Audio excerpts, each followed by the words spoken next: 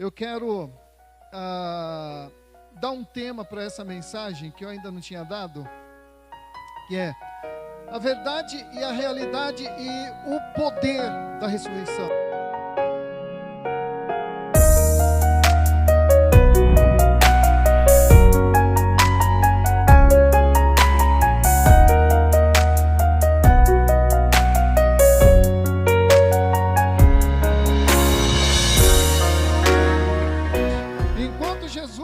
Sendo julgado,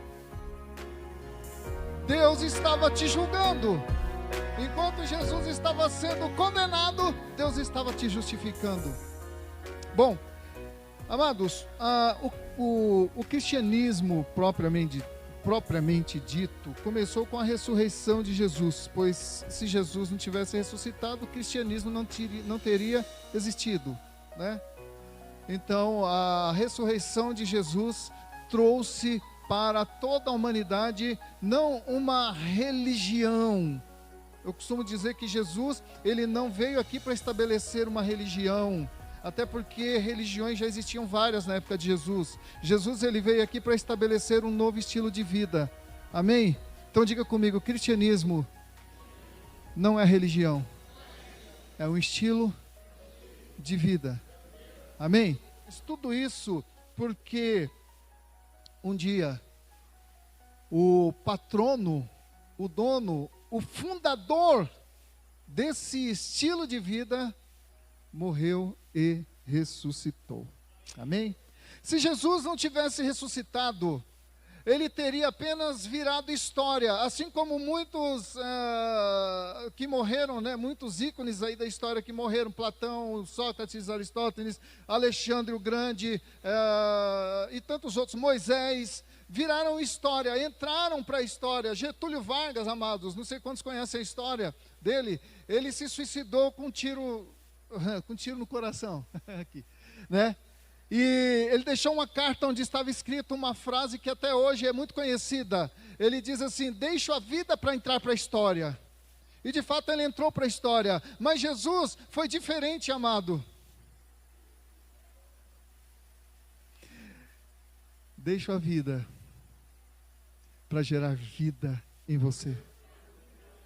Deixo a vida para gerar mais vida. Jesus mesmo disse uma vez: se o grão de trigo cair em terra não morrer, ele fica só, mas se morrer, ele produz o quê? Muitos frutos. Jesus primeiramente estava falando de si próprio, tomando como exemplo uma semente.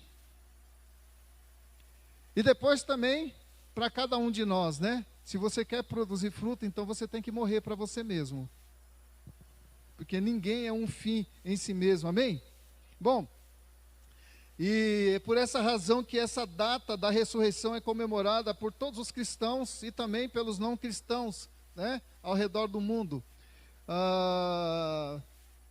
Se tornou uma data importante no calendário, assim como o Natal. É claro que a data da ressurreição, o dia da Páscoa, ele é recheado de superstições, né? Coelho, ovo de Páscoa. Hoje no meu programa eu estive falando sobre isso. Quantos ouviram meu programa hoje, às 3 horas da tarde? Ninguém, né? Então estou sem moral aqui com vocês. Todo domingo, às 3 horas da tarde, o programa Harmonia dos Sons, sempre com um tema. Posso, né, pastor, fazer aqui um mexer? Sempre com um tema interessante, né? Já falei sobre ideologia de gênero, já falei sobre linguagem neutra, já falamos, né? Marquinhos e Camila já estiveram recentemente no meu programa falando sobre aborto, nisso.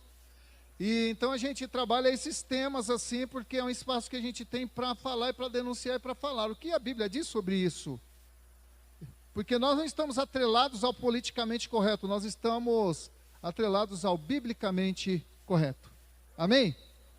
Bom, a ressurreição de Jesus, então, amados, olha só, a ressurreição de Jesus, ela legitimou todos os seus ensinos, ela legitimou toda a Escritura, ela legitimou tanto o Antigo Testamento como o Novo Testamento. A ressurreição de Jesus deu corpo, deu vida, deu sentido a toda a Escritura, mesmo a Torá, que é o livro dos judeus, né? Deu sentido. Por quê? Porque até na Torá, amado, a gente já vê antetipo de Jesus. A gente já vê representações de Jesus nos sacrifícios, no cordeiro que era imolado, no Yom Kippur, que era o dia do perdão nacional. A gente vê, amados, indícios, né, do ministério de Jesus ao longo da história dos hebreus e ao longo das histórias bíblicas. Mas para que tudo isso virasse verdade reconhecida e realidade vivida, Jesus precisou ressuscitar. Senão nada daquilo havia feito sentido. Eu e você não estaríamos aqui se Jesus não tivesse ressuscitado. Talvez a gente estivesse numa outra religião, quem sabe, Seixonoê, quem sabe, uma outra religião que não precisasse de alguém com status de Jesus, né? Para pautar a nossa fé, a nossa crença e a nossa esperança. Mas enfim, a ressurreição de Jesus então transformou toda a verdade em realidade. Isso parece um conceito novo para nós, né? Mas espera aí, pastor, verdade e realidade não é a mesma coisa? Hoje você vai entender que não. Não é a mesma coisa. Por isso que o título hoje é A Verdade, a Realidade e o Poder da Ressurreição. Amém? São três coisas. Bom, Pilatos, quando Jesus estava sendo julgado, ele perguntou para Jesus o que é a verdade. Porque Jesus havia dito, eu vim para dar testemunho da verdade. E Pilatos então pergunta para Jesus, é claro que é daquelas perguntas retóricas, né, que não pede uma resposta, mas só para trazer uma reflexão. O que é a verdade afinal? Tipo o que a gente vê hoje, né? Aquela verdade relativizada, onde cada um tem a sua, onde a verdade está na boca de quem a diz. Se você está dizendo, então é verdade, né? Então Pilatos, ele pergunta para Jesus, o que é a verdade? E aí ele se volta para a plateia lá e diz, olha, eu não vejo crime nesse homem. Então, ele acabou de dizer uma verdade. Ele não viu crime naquele homem, mas ele agiu contra a verdade que ele afirmou. Porque se Jesus era inocente, se não havia crime em Jesus, e ele confirmou essa verdade, então por que ele entregou para ser crucificado? É porque a verdade, mesmo na época de Pilatos e na nossa época também, ela foi aperfeiçoando nesse sentido, a verdade, ela vai depender muito de que situação que ela está, o nível do comprometimento que você tem com ela e no que essa verdade vai implicar na sua vida diretamente. Será que a verdade vai me prejudicar? Será que a verdade vai me qualificar? Será que a verdade vai me desqualificar? Enfim. Pilatos sabia que a verdade sobre Jesus iria comprometê-lo, então ele agiu contra ela. O que é a verdade? Mas enfim, Jesus então ele veio dar testemunho da verdade. Mas que verdade?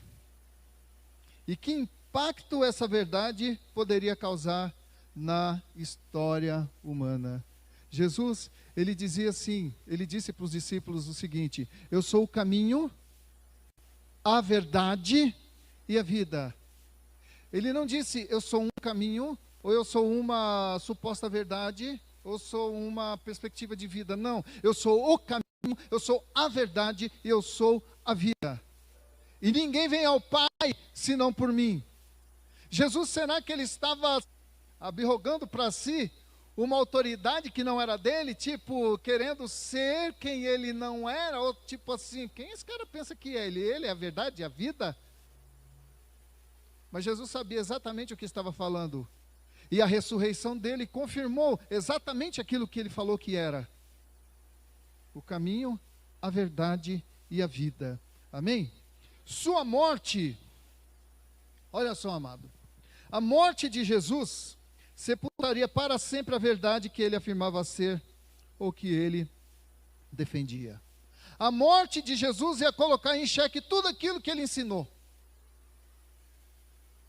mesmo as mais sublimes palavras de Jesus, as mais corretas frases de efeito de Jesus, teriam virado apenas frase de efeito e entrado nos anais da história, quem sabe? Mas a morte iria tirar toda a profundidade dessas palavras, que a sua morte, ela sepultaria para sempre a verdade que ele afirmava defender. Então era preciso algo mais para legitimar tudo aquilo. Assinatura no cartório, será? Seria isso? O reconhecimento da assinatura? Um selo de autenticidade daquilo que Jesus falava? Não, não era suficiente. Jesus teria que ressuscitar. Para sancionar, legitimar, endossar toda a verdade que Jesus pregava e vivia, ele teria que passar pela morte e ressuscitar dentre os mortos, literalmente. Não era aquela morte que os liberais propunham que, não, Jesus morreu, ou Jesus ressuscitou, está vivo na mente das pessoas que o amavam, né? Assim como, tipo assim, olha, o nosso fulano de tal vai estar eternamente vivo na nossa lembrança, né? Então, era mais ou menos assim, não, amado, Jesus, ele ressuscitou de fato, Jesus não era só uma lembrança, não era só um passado, alguém que viveu, que causou um impacto na nossa vida, e agora nós vamos levar conosco a lembrança da existência dele, do impacto que ele causou em nós, e isso é a vivência dele em nós, a vida dele, né? Ele está vivo nesse sentido? Não. O túmulo está vazio. E até hoje continua vazio, né? Então, amado, a ressurreição de Jesus legitimou a verdade, legitimou tudo aquilo que Jesus pregava e tornou realidade na vida daqueles que acreditaram. Amém? Mas a pergunta é, como Jesus então tornaria essa verdade numa eterna realidade? Porque Jesus, ele era a verdade. Ele é a verdade, né? O caminho, a verdade e a vida. Mas como então passar do patamar de ser verdade para se tornar realidade?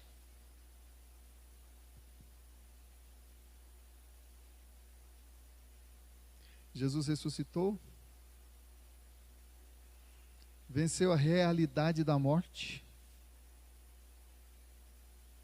de modo que hoje podemos dizer como o apóstolo Paulo, 1 Coríntios capítulo 15, versículos 54 a 58, ouça o que diz: e quando este corpo corruptível se revestir de incorruptibilidade, e o que é mortal se revestir de imortalidade, então se cumprirá a palavra que está escrita: tragada foi a morte pela vitória. Onde está, ó morte, a tua vitória? Onde está, ó morte, o teu aguilhão? O aguilhão da morte é o pecado, e a força do pecado é a lei. Graças a Deus, que nos dá a vitória por intermédio de nosso Senhor Jesus Cristo. Portanto, meus amados irmãos, sede firmes e inabaláveis e sempre abundantes na obra do Senhor, sabendo que no Senhor o vosso trabalho não é vão. O apóstolo Paulo,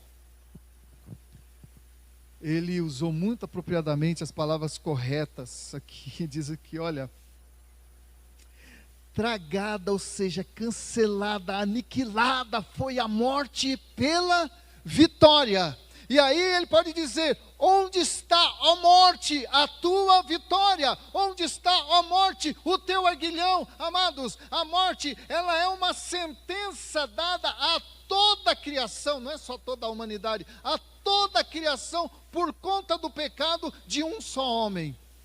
Diz lá no livro de Romanos que assim como por um só homem entrou o pecado no mundo e pelo pecado a morte, e a morte passou a todos os homens porque todos pecaram, assim também por um só homem entrou a vida, a justificação.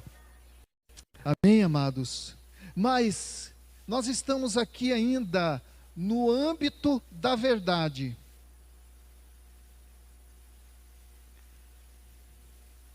Sem a ressurreição de Jesus, querido, é apenas uma verdade para os seus seguidores, ou uma verdade apenas para os seus seguidores, e numa geração ou outra, essa verdade seria minimizada e entraria para a história como uma verdade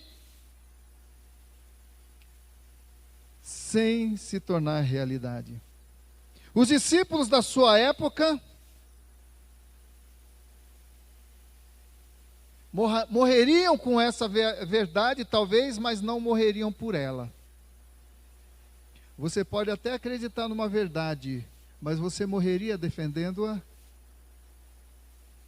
Não precisa ser a verdade sobre Jesus, não, mas qualquer outra verdade.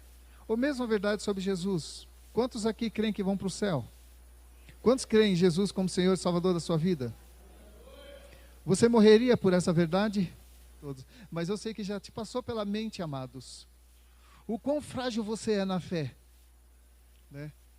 Mas sabe o que acontece, amado? Você conhece a verdade que liberta, você entregou sua vida para Jesus, você está aqui hoje por causa dele, porque você crê nele. A verdade de Jesus, ela entrou na tua mente, mas tem uma coisa, amado, que é a diferença entre a verdade e a realidade. Verdade é você saber que Jesus ressuscitou, realidade é você tomar posse disso.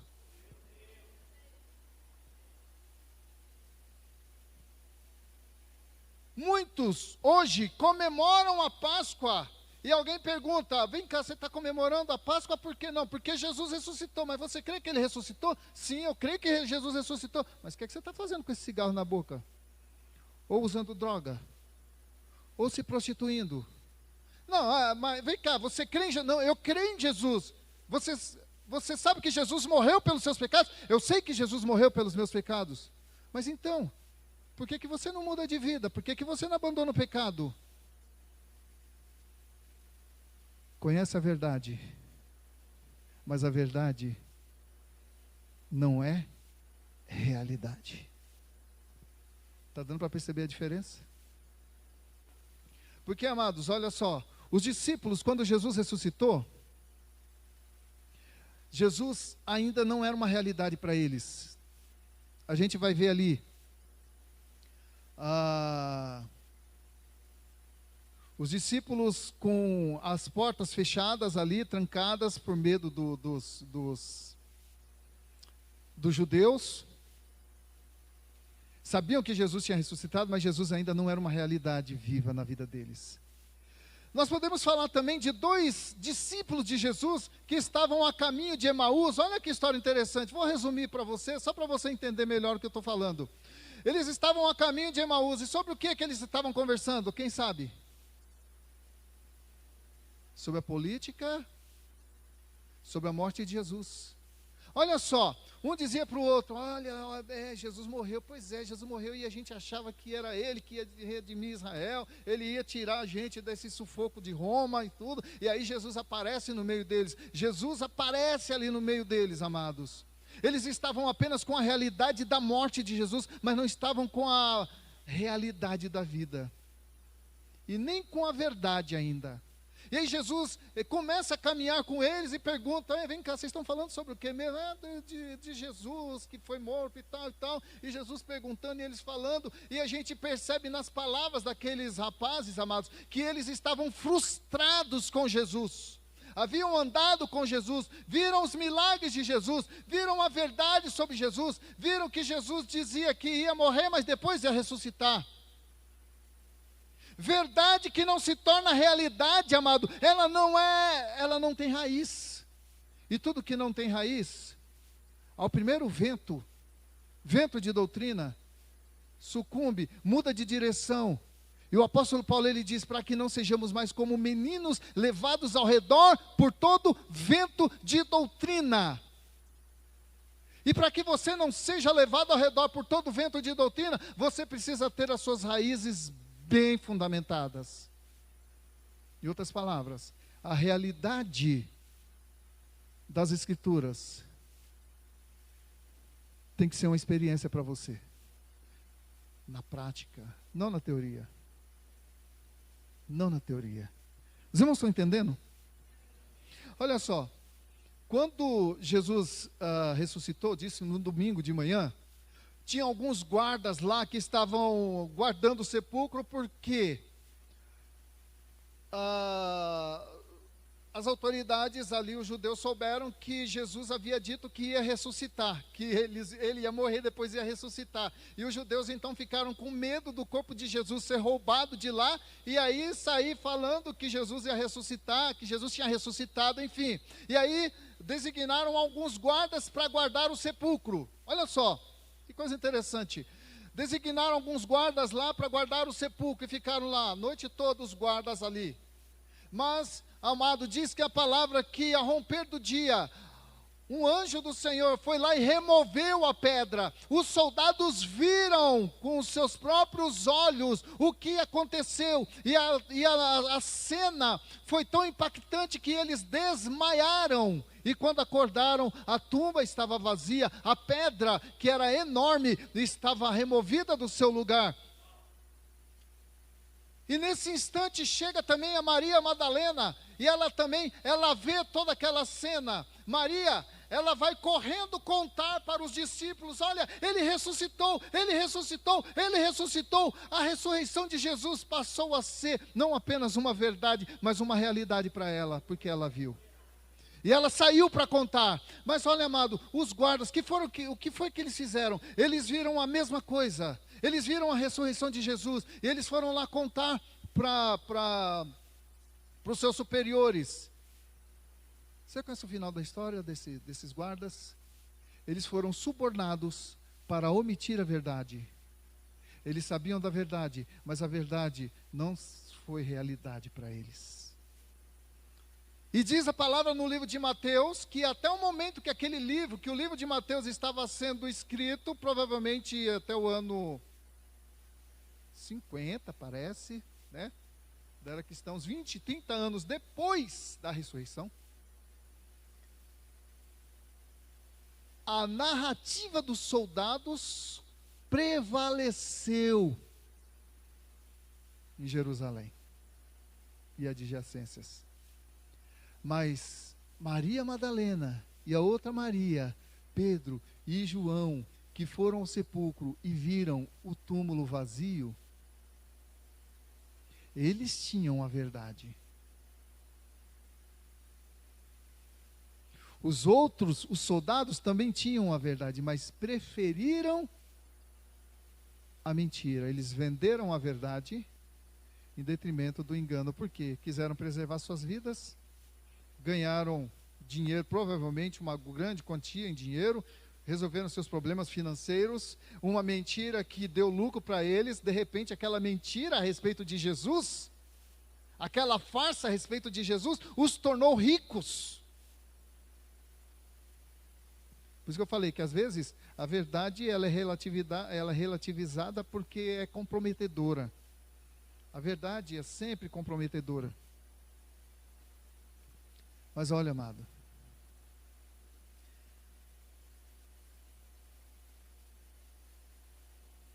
a verdade sempre prevalece. A mentira, um dia ela é desmascarada. Eu não sei o que aconteceu com os guardas ali do sepulcro. A Bíblia não fala nada sobre eles. Se você souber de alguma coisa aí, depois me conta. Eu pesquisei o que aconteceu com aqueles guardas. Só se sabe que a versão dos guardas permaneceu. Mas a versão de Maria Madalena, que viu a mesma coisa, inclusive ela conversou com Jesus, e inclusive foi ela que perguntou: olha, pensou que Jesus fosse o jardineiro? Olha, se você sabe onde está o corpo de Jesus, fala para mim, para eu ir lá cuidar dele. Porque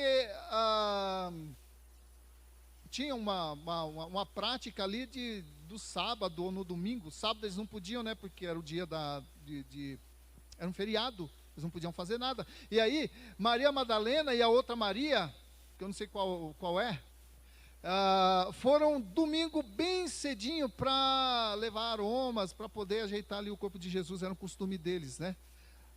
Só que quando ela chegou lá para fazer todo esse serviço, Jesus não estava lá.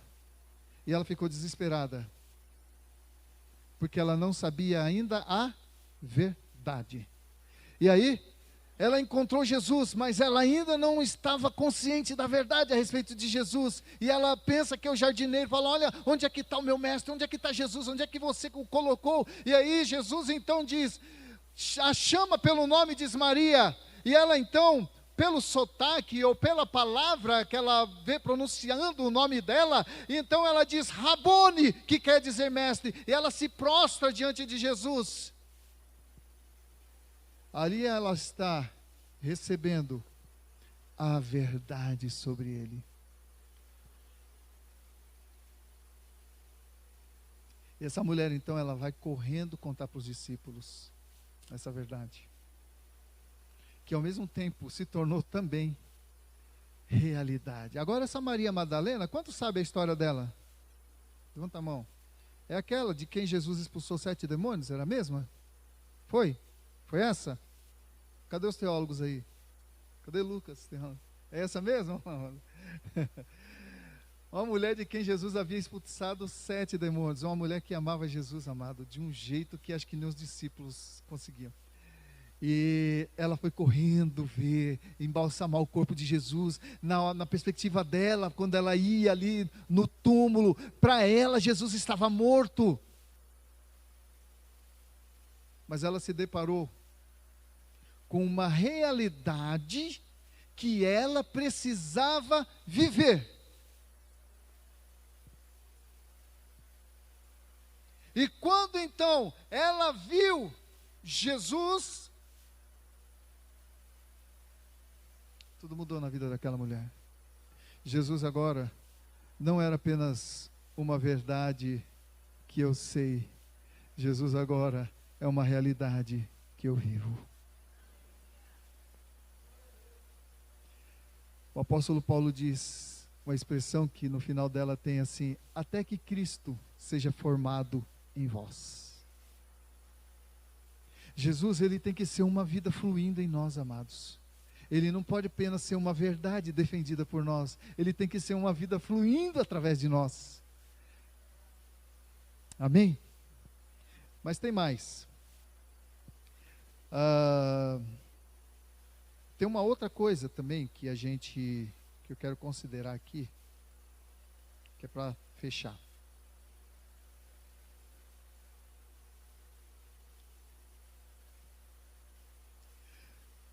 Os discípulos, depois Jesus se apresentou aos discípulos, amém?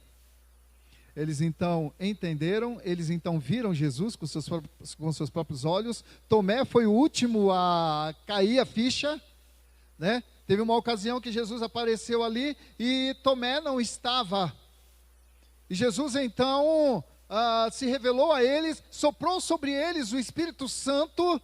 Era um culto diferente, Jesus com aquela ânsia, aquela vontade de se revelar aos discípulos, mas quando ele chega lá, ele só encontra 10 dos discípulos. Onde é que estava Tomé? Eu não sei onde estava Tomé, a Bíblia não diz o que Tomé estava fazendo. Só se sabe que ele não estava lá na hora que ele mais precisava estar.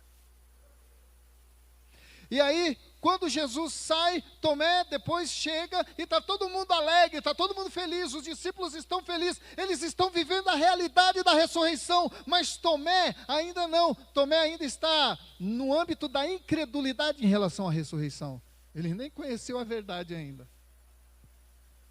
E aí o que aconteceu? Tomé, você não sabe, Jesus apareceu aqui, a gente comeu com ele, Tomé, se fosse baiano, né? Não acredito.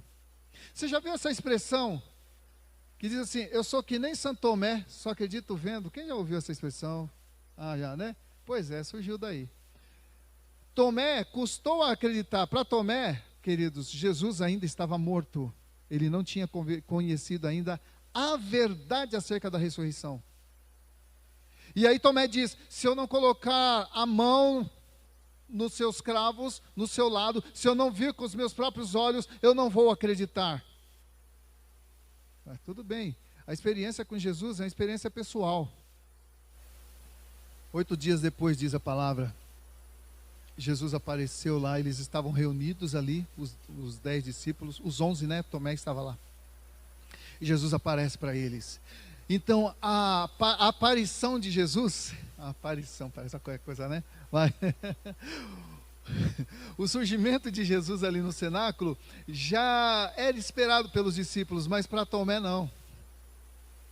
E aí Jesus então ele chega, paz seja convosco. E aí Tomé, vem cá, olha aqui. Agora, olha aqui, põe a mão aqui. Sou eu, Tomé. Eu ressurgi dos mortos. Tomé, agora sim caiu a ficha e ele disse: Senhor meu e Deus meu.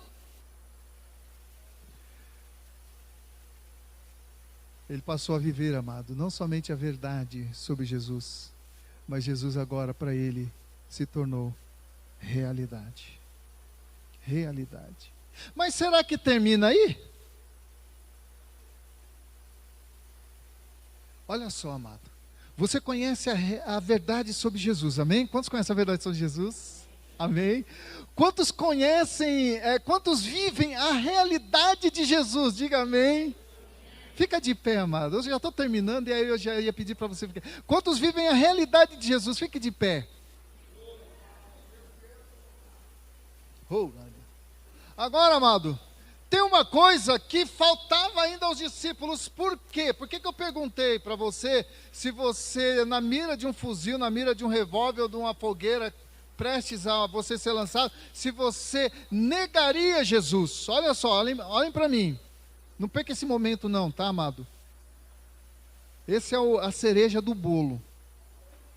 Você já tem a verdade da ressurreição, diga amém.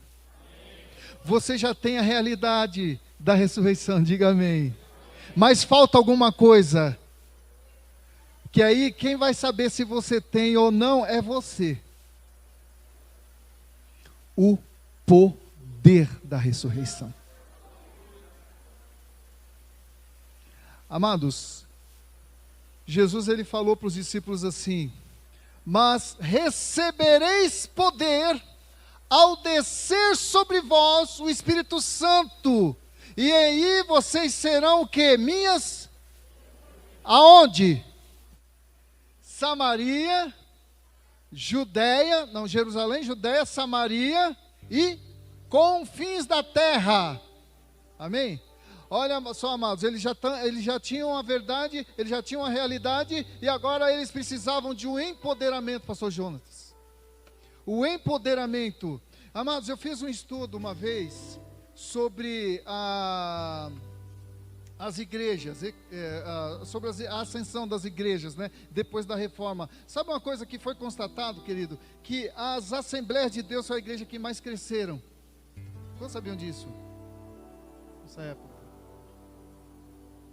Mas sabe por que a Assembleia de Deus foi a igreja que mais se espalhou, inclusive, amados, inclusive no meio das periferias, do pessoal pobre?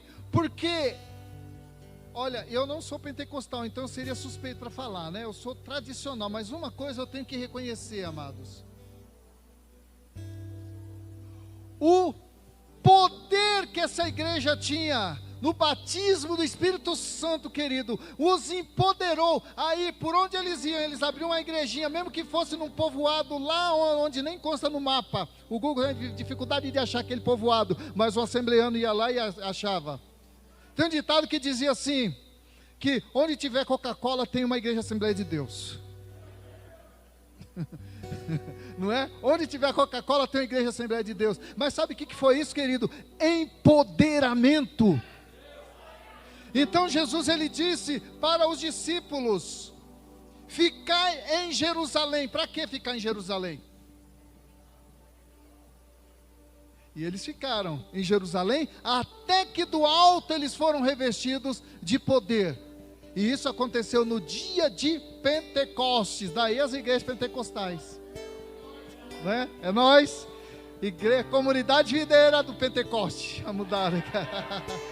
Glória a Deus. Eu gostaria agora, amado, que você fechasse os seus olhos. Eu sei que essa palavra, amado, eu orei para que nesse momento você entendesse isso, que a realidade ou a ressurreição de Jesus te trouxesse a verdade plena e incontestável na tua mente, de forma que não ficasse nenhuma dúvida, a realidade da vida dele sendo vivida por você diariamente, ou seja, Cristo em você, a esperança da glória, e também, querido, a cereja do bolo, o empoderamento do Espírito Santo, por uma razão muito simples. Presta atenção: recebereis poder ao descer sobre vós o Espírito Santo. O que é esse poder? E quem é esse Espírito Santo? É Jesus, a vida de Jesus emanando através da sua vida. E eu vou falar uma coisa para você, amado. Talvez você vai discordar de mim, talvez não, mas tudo bem, você é livre para isso. O crente batizado no Espírito Santo não é aquele que ora em língua somente. Orar em língua é um dos sinais, mas o crente batizado no Espírito Santo é aquele que vive a realidade de Deus em si, é aquele que fala a verdade,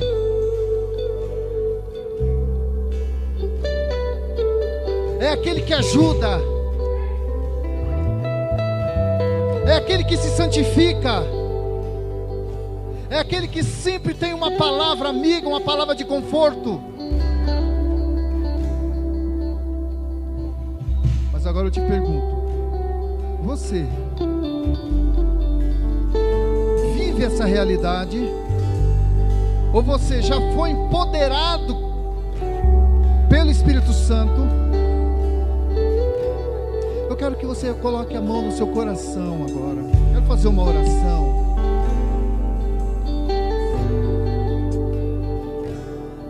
Eu quero que você ore comigo o seguinte, mas faça assim: eu vou fazer a oração, você vai repetir, mas você vai, antes de repetir, você vai refletir nela, tá?